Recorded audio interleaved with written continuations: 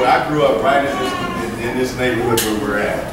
And I went to Cullen, I went to Ryan Junior High, I also went to Yates, and I also went to Lamar High School. And I also graduated from TSU in College of Pharmacy. So your program here is called STEM. And STEM, what's the young lady's name right here? Victoria. Victoria. You told me STEM stands for what? Science, technology, engineering, and mathematics. And so all those things, I had to have a part in those to become a pharmacist. I had to have science, technology, engineering, and math. And so anybody can do it. Most everybody that I went to school with in Texas Southern, we grew up right in this area. Pharmacy is a field, most of you, do any of you know what pharmacy is about? Pharmacy is dealing with prescription and things like that. Okay. What do you say? Pharmacy, what do you think it's about? Drugs, right?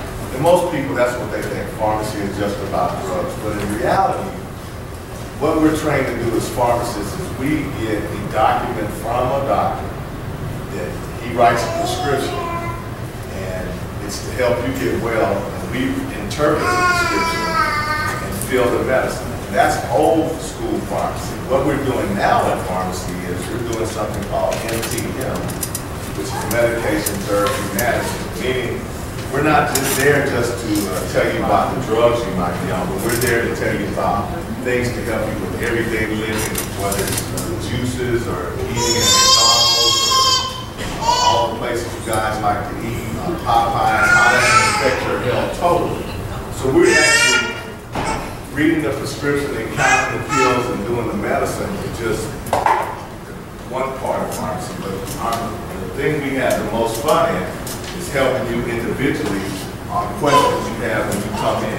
The pill counting and all that, that's kind of boring. But if you come in and you say, hey, I have a cold or a cough, what can I do or what can I get to fix that? I like to use old time remedies, you know, like lemon or honey, or anybody ever had to take cod liver oil?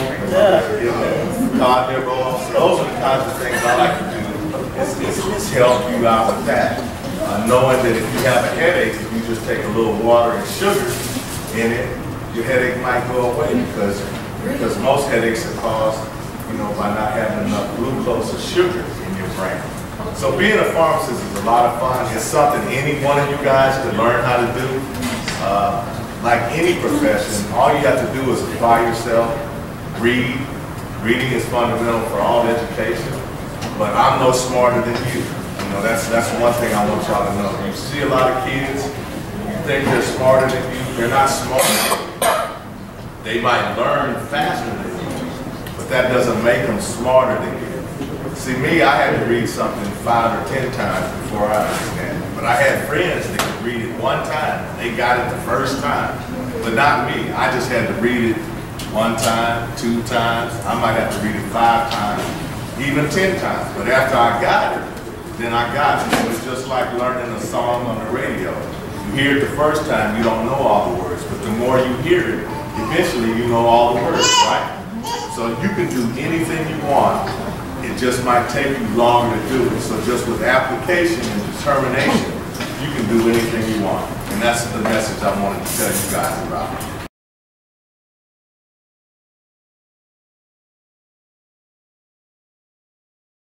How long does it take to get to obtain a license? It takes 6 years now. In the old days, it only took 5, but now it's 6. And when you graduate with a doctor's degree. So when you graduate, you'll be doctor so-and-so. Yes, sir. So, like, if you make a mistake and put the wrong label and give the wrong medicine to somebody, will they fire you and take away your license? Well, most of the time they do not.